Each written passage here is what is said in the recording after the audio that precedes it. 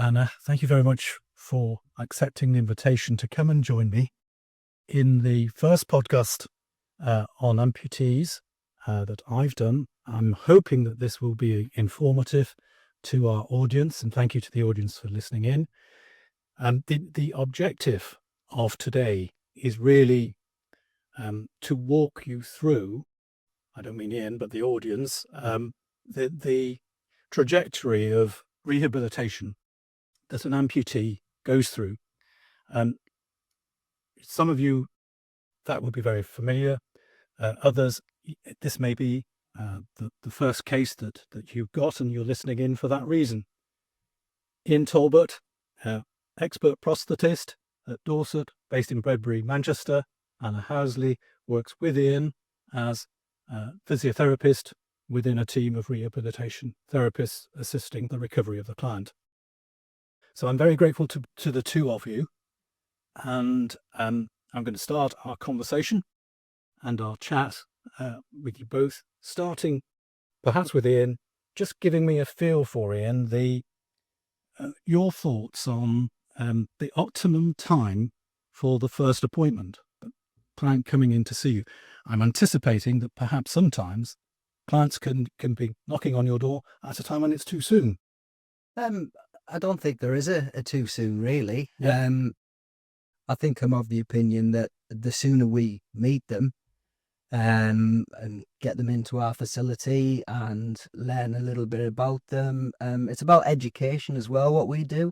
So as soon as we can meet them, we can start to educate them on what to expect. It might not be the right time for us to start treatment, but we can start to formulate a plan and think about moving forward and make our recommendations to the funding teams. Okay. And does that kind of conversation occur pre-surgery as well as post-surgery? Yeah, absolutely. So we get a fair few pre-amputation cases referred to us. My role in that would be as more as an orthotist than a prosthetist. So if they're looking to have an elective amputation, our job in that role might be to keep them as fit and as mobile as possible before that surgery happens. Right. So that could be providing with things like orthotic braces, and then they would get physiotherapy, what we call prehab, to get them in the best physical condition so that when they go on to have their elective surgery, we're one step ahead, as you might say. Right. Yeah, I think the whole prehab phase, I think, is a little bit underrated, really, that we definitely know that the fitter someone can be and the more active they can be leading up to their surgery, the whole recovery stage is then much, much easier. And we have had clients who have come to us in the very, very early stages, even after their initial amputations. And the quicker we can, as Ian said, the quicker we can kind of get hold of them and start the whole process, the education, rehabilitation, orthotic or prosthetic input, it really helps that client understand what the future might look like that little bit quicker. And also help their family come to terms with everything that's going on. And I'd say the ones that we've seen who, for whatever reason in their legal claim, it might be that they haven't come to us until after they've settled, they've gone through the NHS side, the whole way through their legal claim. It's then quite a bit harder to unpick bad habits that have been learnt over that period of time and to help them move forwards. The way we work is quite significantly different. So helping them understand that whole new way of working is then that little bit harder. So we can get them early. Yeah, very good point. And you raise as well, you mentioned family with rehab expectation and education of the family. That's probably a very important role as well. Yeah. Getting the family involved, whether there are family to be involved. Absolutely. And that's the better support network that they have from their family. That we often see better outcomes when they've got really good family support. Oh, that's great. The clients will often, as part of their traumatic injuries, it will often be that their whole role within that family dynamic has completely changed. The wife or husband or whoever it may be has suddenly had to take on a caring role for that person who was previously completely independent. So the whole dynamic is thrown up in the air and has yet to land. Yeah. And if we can give them help to try and help it land a little bit more structured and a little bit more cleanly, then that's perfect. Great. This is all about helping our audience, our legal audience, help the client. And I think I want to talk next about the expectations that you would have as clinicians. What's the buy-in that you expect from the client? What are they? I mean, what has he got to do as a bare minimum in order to try and get a good outcome? They have to want it. They have to want to engage in their rehabilitation, and they have to want to come on that journey with us, to be able to get the mobility back, to work, to whatever they want to achieve. And I think one of the big factors, not to be underestimated, is time. It is a big commitment in their time, in our time, to go through that rehabilitation journey. Yeah, right. During the acute phase, is quite intensive. We'll be seeing Anna and I on twice weekly basis every week for a period of time. And then as they progress through their rehabilitation, which might take a couple of years for some people, that investment and that commitment needs to be there. Yeah. Yeah. It obviously is a rocky process. It's never plain sailing, Never at all. linear. But if they can come stick with it and keep turning up, and if they can't come to appointments, or if things change, they want to put stuff on hold, just let us know and communicate. Communication is so important both ways. The more we understand about where they are, and the more they understand about what we expect of them, the easier the whole process is going to be. And it's that old thing as well, as they're not going to be motivated all the time. That's going to be up and down, but yes, they've got to be disciplined in their efforts to turn up and to have the sessions and to take part in the rehabilitation. I imagine that communication is a big issue, because I assume that the clients, sometimes they have their own problems that get in the way of communicating with yourselves, and you just don't hear from them. No. And then Sometimes I'll go completely off radar. I assume that happens for quite a lot. Sometimes, yeah. Yeah. So a degree of patience on your side. Yeah. And hanging on in there with them. They generally come back though. Yeah. Yeah. They find us again, yeah. Yeah. Engagement, willingness to attend. Some hygiene issues around the residuum itself and management of it. Yeah, it's understanding how to then manage their body as it is now. Yeah. Some of them will come to us in the very early stages when they've still got open wounds, and it's understanding how they manage that, what we can do for them as a clinic, because we don't have nursing staff, we haven't got on-site doctors, so we can't manage necessarily open wounds, but it's having that communication with, say, their district nurses or their GP, to understand what they're going through and the process that's going to take, and how long it might be before we can actively get them back up on a leg again. It's very unusual for us to say, no, we can't help. In fact, I don't think we've ever said, no, we can't.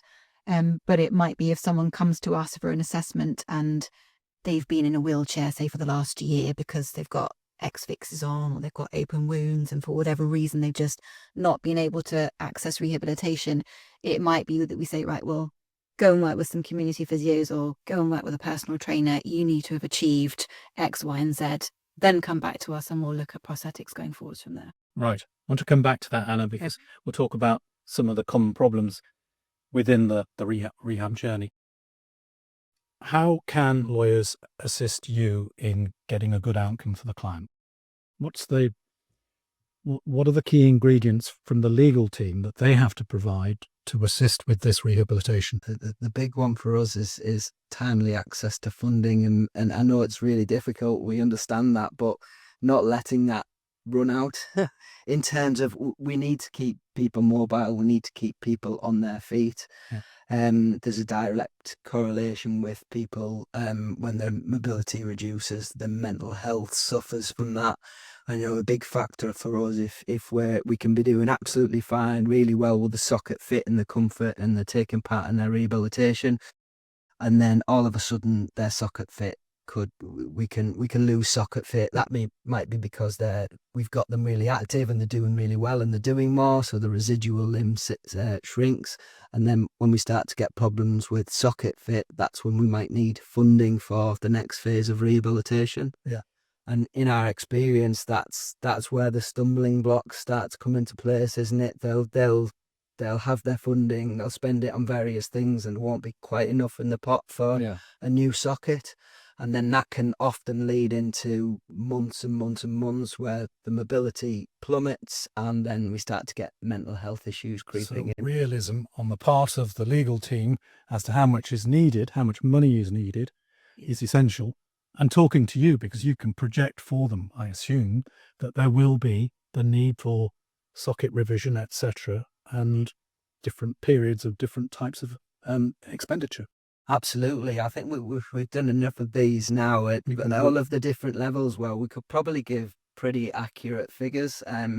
They might not be well received because it costs a lot of money, but in the terms of keeping them active, keeping the mental health good, and enabling them to potentially get back to work, it's much better if we have the funds to enable that rather than us keep hitting these stumbling blocks. Just to give you a bit of you probably know already, an insight into the lawyer's problems, where we've got access to money through interim payments, if they become contested and the insurer starts to say, we're not giving you what you've requested, then getting to court and getting the money takes a long time. Yeah.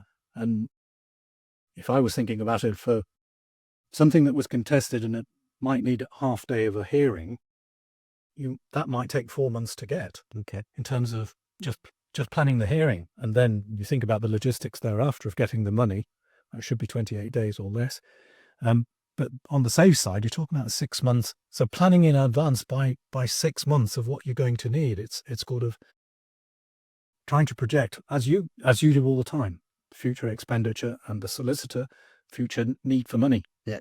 It's a lot of Yeah, we try when we do the assessments to give it at least the first 6 months of costs. And if it's not particularly clear what they're going to have achieved by then, we'll always say that this is the first 6 months, what we think. We will let you know when we're getting towards the end of that 6 months if things have significantly changed.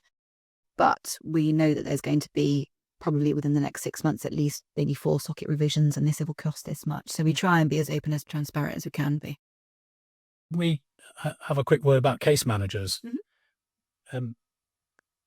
So we've all been doing this job a long time. When I first started, I think I've been doing it for about 30 years.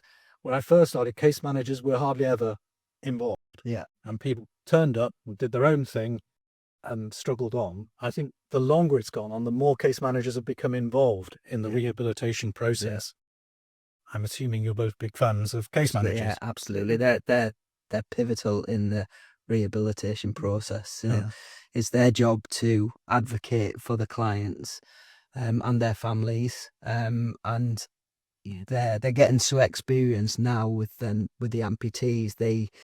They really do understand and know what the needs of the amputees. Obviously, everybody's different and they all bring different needs, but as a whole, they've got a really good understanding of that. And what they're also very good at is they also know all of the professionals in the area, so they've got a good working knowledge of that, and they can then tailor the professionals to what their client needs to make sure they get the best outcomes. Yeah. And what we're talking about when we say case managers are specialist case managers, those who specialise in amputee work. Yeah. Yes. Okay. Bring on to the next topic, which is how common it is for clients to have psychological problems. Go with the territory, doesn't it? It does, for sure. Yeah, it's very, very common now for clients to have psychological problems, whether they are specifically diagnosed psychological issues or just things that have come out from the traumas that they've been through. But I think in all the assessments that we've done, we will always do a quick psychological screen. So we'll look at anxiety, depression, and PTSD as the main outcomes. And I don't think I have ever had a screening back that's been completely clear. Whether that be minor or seemingly minor issues or major issues, I think it's growing towards the major issue side is far more common now. And we will always, when we get those screenings back, there are questions on there about suicidal ideation and that aspect of things, which we will always obviously follow our duty of care and refer on to the GP, or if we know that person's already got psychological input, we will always signpost to that and say that we've done this assessment, this is what it's shown. But I think the impact of the psychological issues is growing, but also a little bit underrated in it. We were saying earlier, Ian and I, that it's sometimes the psychological issues are there right from the beginning, and it's really obvious.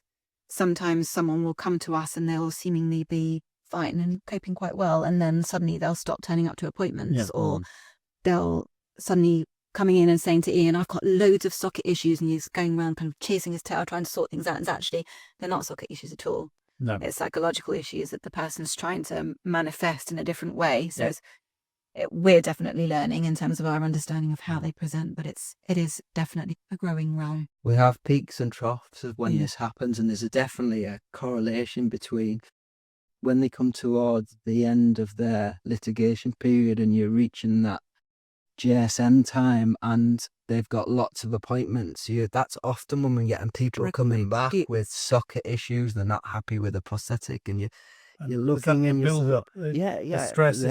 Absolutely. Worry about what's going to happen. Yeah. We looked at some interesting statistics as well. Just this is just the general population, so not taking into account the fact that these people have had traumatic injuries and limb loss. It's 1 in 4 people have reported mental health problems. 1 in 5 people report having suicidal thoughts, and 1 in 15 have attempted suicide at some point in their life. Yeah, so it's a general problem. That's just in the community. It's a general problem that's then magnified by the experiences that they've had. In terms of how you treat those problems, again, you're within your own disciplines and limited in terms of, obviously you're not psychologists, but are there specific therapeutic routes to go down for you? In other words, psychologists who know about amputees. Sometimes it may not be an amputee problem, might it? It's just by anxiety and depression. Generally. Yeah, I think the amount of time that we end up spending with these clients one-to-one, we end up in some ways being their crutch, I suppose. They will often, because they're spending, certainly with the therapist team, they spend a lot of time one-to-one with us, and so they become friends as much as they are clients. And so you end up being the person that they offload to, because they don't want to burden their wife with all their issues, or they're already having some issues at home, so they've got to speak to somebody else. And so you end up finding out all sorts of things that you never thought you would about these clients. And it's recognizing when they just need to offload, or whether they actually need help with these issues. And oftentimes they don't actually want to talk to someone who's labelled as a psychologist, because that comes with a whole scary realm of, I've got mental health issues. Yeah. So sometimes just having that ability to bounce off us and to just offload and just say, today I'm having a really rubbish day. Yeah. And we're there the ones that can help balance through that. So it's a judgment call on your part as to how you manage it. Well, we've definitely got patients who come in for an offload, and I just imagine them, they drive out thinking, I feel great now. Yes, you're in tatters. We need the psychological support. They're fine. Oh, right. Let's deal with some of the other common problems. So listing them, how pain gets in the way. Mm-hmm. And then coming on to brain injury, then probably weight problems. Let's deal with just 3 of them. So first of all, pain. And Anna's our pain specialist, so I'll let her talk about that. Yes, I don't think I've met any amputee who hasn't had some pain, whether that be phantom pain, stump pain, pain from one of the other injuries that they've sustained as part of their trauma. All of our clients will come to us on generally quite a barrage of medication that has been started in hospital, and either is not suitable for them to be tailored off it, or it just hasn't happened and they've just continued to take these tablets because they were told to, whether they're working or not. So we work very closely with clients to try and help them manage their pain in a non-pharmacological method, so without the need for pain relief. And I'm not saying that we've got magic wands and we can wave them and take away all the pain. That's absolutely not the case.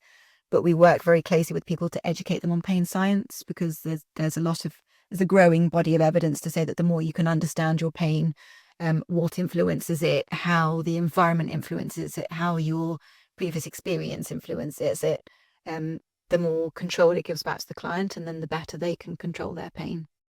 So we do a lot of education. We work with a method called graded motor imagery, which is essentially graded brain exercise to try and help them reprogram the brain and rewire the bits that have gone awry and that's causing them all of these pain signals. And then we do essentially kind of virtual reality training where we actually put surface electrodes on the amputated side on the stump, and the client will control either an arm or a leg that they see on the screen using the muscles that are actually remaining within their stump. So and then that way it enables the brain to kind of reprogram and realize that although something's missing from that side, the muscles aren't useless and they don't need to continually fire off pain signals. It actually gives them kind of a job to do and a purpose back in life. And it's really helpful. We haven't had people come off all their medication completely, but in terms of the amount of they take has dropped significantly. Right. And a lot of clients report that the fact that they know now why they've got the pain, even that knowledge of what can trigger their pain, if they've got that control back, it means that they can go forwards knowing that today's going to be a good day, or I know I need to do X, Y, and Z to help control my pain, or it's really cold, I need my hand warmer because otherwise my hand's going to really hurt. It's those sorts of things give them back that power and let them be able to live their life. That's really important, yeah. Okay. Because we've only got limited time, brain injury in terms of someone with quite a significant brain injury and their ability to manage with the more complex pieces of, I'm thinking of computerized knees and what have you.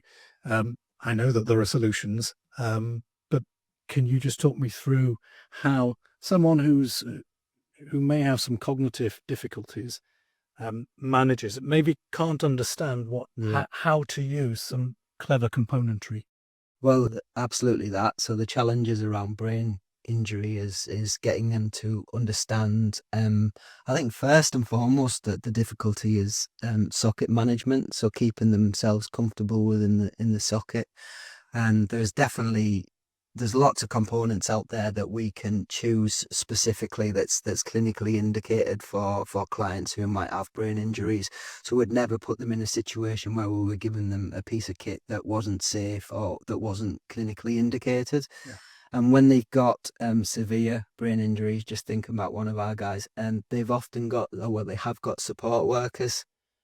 So we've got support workers there who can be there to make sure things run smoothly, who listen to the advice on how we manage the socket fit and keep them comfortable. If it's putting on socks or using different pads, then they'll do our job for us when we're not there. Yeah.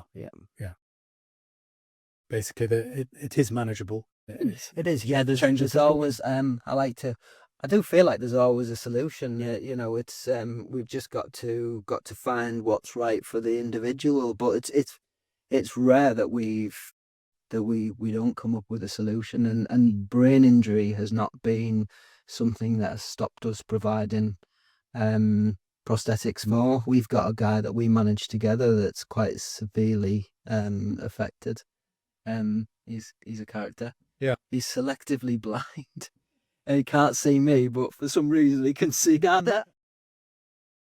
Yeah.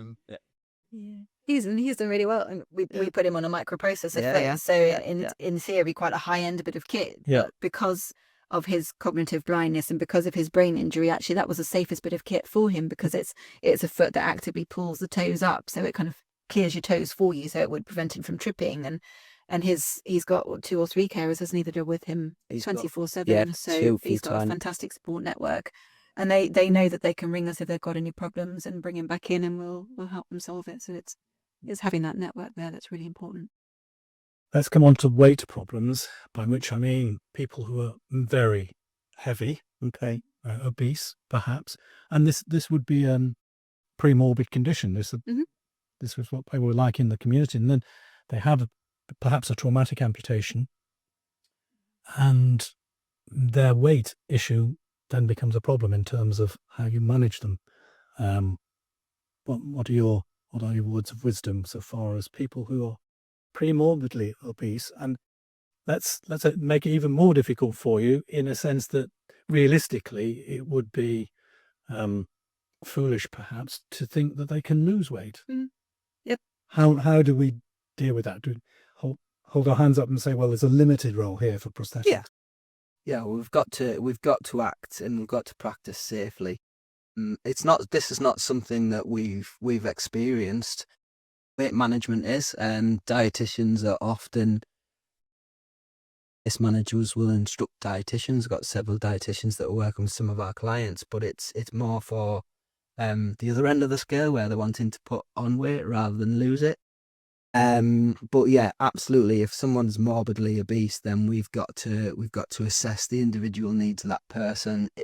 The components have weight limits, so if they're over the weight limits of the components, there's nothing that we can do, and then they would have to be wheelchair dependent in that case. Yeah, and then using presumably some sort of crutch, like elbow crutches or whatever, for when they want to be mobile between bed and bathroom. And there are other assisted devices that do have significantly higher weight limits than some of the prosthetic components we have. So there will be ways that we can help people get around. But as Ian said, there are set weight limits to the prosthetic devices, and we can't change that. So yeah, I think it would generally, if someone was obese, it would be more getting them comfortable in the socket rather than the weight limit of the components. I think that would be the challenge in that situation. We've had to go quickly over various topics. Let's end on a more positive. Well, sorry, I think we've been positive throughout, but the future and advances in prosthetics that are coming along now. What can we interest the audience in? The X4, they'll probably know about it here. And I think we're going through a period of refining rather than a period of grand innovation and huge leaps forward. So the X4 is kind of exactly that. For someone like me, I like biomechanics and human movement, and this really is tailored towards that. So it's a better experience for the user. It's more natural gait, it's safer, and it can change the way that it resists the knee flexion extension when going up and down slopes. So they're quite subtle differences that you might not even be able to see with the untrained eye. But the whole idea is that it makes the user more confident, safer, and that it mimics more that we move naturally. And then the good thing about that is if we're looking holistically and into the future, the more we can get a symmetrical gait pattern and matching the other side, hopefully that will reduce the stresses and the risks of osteoarthritis and overuse syndrome on the intact side. Yeah. So the X4, I am a big fan. I think it's really good, but to explain it to somebody who's just looking at it, it's not an easy thing to do, is it? It's a refinement. It's a refinement, a very, very clever refinement. And Oster have also just brought out a new knee called the Navi, which is kind of their next level up from their family of knees. So obviously the Genium X4 is the Otterbock version, and then we've got the Oster version, which is the Navi. Which again is a kind of a refinement on their previous generations of knees.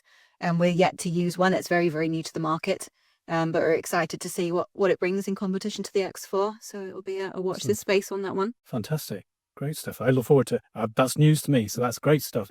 And look forward to hearing more. I think that probably brings us to an end, Anna and Ian. And I've found it absolutely interesting and entertaining and informative to listen to the two of you. So I'm very grateful to both of you. I hope the audience feels the same.